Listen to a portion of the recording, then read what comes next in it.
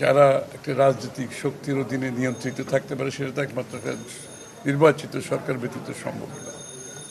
তো এই ধরনের ঘটনা তো ঘটতেই থাকবে, কারণ এখানে জবাবদিহিতার এখানে সংসদ নাই, এখানে তো জবাবদিহিতার একটা অনুপস্থিতিতে আছে, এটা তো আমাদের অস্বীকার করার কিছু। এটার জন্য কাউকে দোষারোপ করে লাভ নেই। যেহেতু একটা নির্বাচিত সরকার না থাকলে যে জবাবদিহিতা, দায়বদ্ধতার এগুলো তো একটা অনুপস্থিতি থাকারই কথা, সুতরাং সেটা আছে। এবং এই জন্য সবাই যত তাড়াতাড়ি নির্বাচনী প্রক্রিয়ার মাধ্যমে নির্বাচিত সরকার আসবে দেশে, এবং একটা নির্বাচিত সরকার যারা জনগণকে দায়বদ্ধ থাকবে, জবাব দিয়ে থাকবে, এবং যাদের একটা জনগণের শক্তি নিয়ে সরকারের যে বিভিন্ন সংস্থাগুলোকে পরিচালনা করার যে পেছন থেকে যে শক্তিটা, সেটা তো জনগণ। সেটার জন্য সবাই অপেক্ষা করছে। এবং নুরু বলল, সেটা সে বলল যে যত তাড়াতাড়ি আমরা যদি নির্বাচনটা করতে পারি অন্তত এখান থেকে বেরিয়ে আসতে পারবো এরকম পরিস্থিতি। অন্তর্বর্তী সরকার তো বলেছে যে ফেব্রুয়ারিতে নির্বাচন দিবে।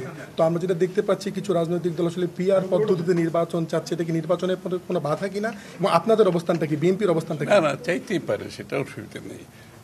আরও অন্যান্য দল অন্য কিছু চাচ্ছে, আমাদেরও আবার চাওয়ার কিছু আছে। সব জায়গায় যে ঐক্যমত হয়েছে তা তো না, ঐক্যমত হওয়ারই কথা না, কারণ সবাই বিভিন্ন দল, বিভিন্ন দর্শন, চিন্তা ভাবনা। সুতরাং সব জায়গাতে ঐক্যমত হবে এটা কেউ বিশ্বাস করার কোনো কারণ নেই। তাই আলাদা আলাদা দল হইতো না, আমরা বাকশাল হয়ে যেতাম, তাই না? তো সুতরাং সে চাওয়াটা অসুবিধা নাই, কিন্তু সেই চাওয়াটা জনগণের কাছে যেতে হবে, নির্বাচনের মাধ্যমে জনগণের ম্যান্ডেট নিয়ে সেটা পূরণ করতে হবে। আর এটাই গণতন্ত্র। গণতন্ত্র এর বাইরে আর কিছু বলেন না। সুতরাং যারা গণতন্ত্র বিশ্বাস করে তারা জনগণের উপর আস্থা থাকতে হবে।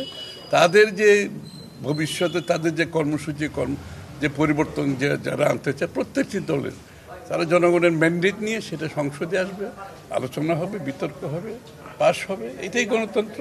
এটাতে বিশ্বাস করতে হবে। তো এটাতে বিশ্বাস না করলে দেশে তো স্থিতিশীলতা আসবে না।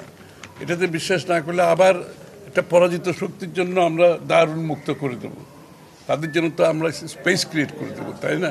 এটা তো বিশ্বাস করতে হবে। সুতরাং নির্বাচনের সাথে কোন পার্টির কী দাবি দেওয়া এটা কোনো সম্পর্ক নাই।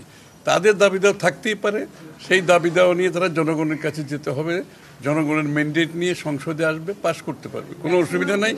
কিন্তু কিন্তু কিন্তু নির্বাচনী প্রক্রিয়ার সাথে এগুলো কোনো সম্পর্ক নেই। অস্থিতিশীল কেউ যদি অস্থিতিশীল করতে চায়, তাদেরকে রাজনৈতিকভাবে এটার জন্য ক্ষতিপূরণ দিতে হবে।